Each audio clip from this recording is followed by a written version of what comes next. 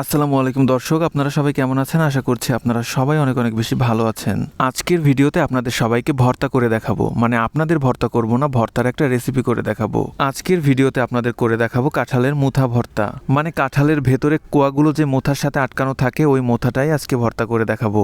এজন্য প্রথমে কাঁঠালের মোথাটাকে ভালো মতো পরিষ্কার করে এভাবে ছিলে নিতে হবে। ছিলে নেওয়ার পর এখন এই মোথাটাকে এভাবে ছোট ছোট টুকরায় কেটে পানির মধ্যে ভিজিয়ে রাখতে হবে। সবগুলো মোথা এভাবে ছোট ছোট টুকরা করে কেটে পরিষ্কার পানি দিয়ে ধুয়ে নেব।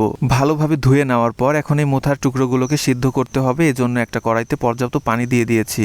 এখন এই পানির মধ্যে সামান্য লবণ আর সামান্য হলুদ দিয়ে এর মধ্যে দিয়ে দেবো সমস্ত মোথাগুলোকে। এখন ঢাকনা দিয়ে ঢেকে লবণ হলুদ মেশানো পানির মধ্যে এই মোথাগুলোকে ভালোভাবে সিদ্ধ করে নেব।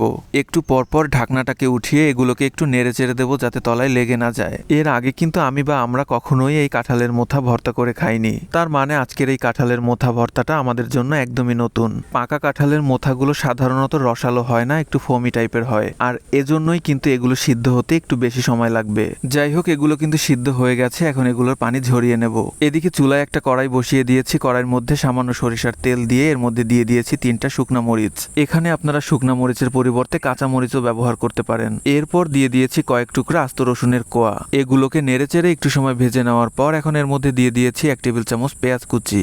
ভর্তার এই মশলাগুলোকে কিন্তু সরিষার তেল দিয়েই ভাজা ট্রাই করবেন, কারণ এই ধরনের ভর্তায় সরিষার তেল ব্যবহার করলে ভর্তার স্বাদ দ্বিগুণ বেড়ে যায়। এখন এই ভাজা মশলাগুলোকে বেটে নিতে হবে। মশলাগুলো বাটার সময় এর মধ্যে অ্যাড করেছি 1/2 চা চামচ সাদা সরিষা, 1/2 চা চামচ কালো সরিষা আর স্বাদ মতো লবণ। এই কাঁঠালের মোথাগুলো অনেকটা স্পঞ্জি হওয়ার কারণে সিদ্ধ করার সময় এটা কিন্তু অনেকটা পানি শুষে নিয়েছে, তাই হাত দিয়ে ভালোভাবে চেপে চেপে পানিগুলো বের করে এখন এই মোথাগুলোকেও এই মশলার সাথে বেটে নিতে হবে।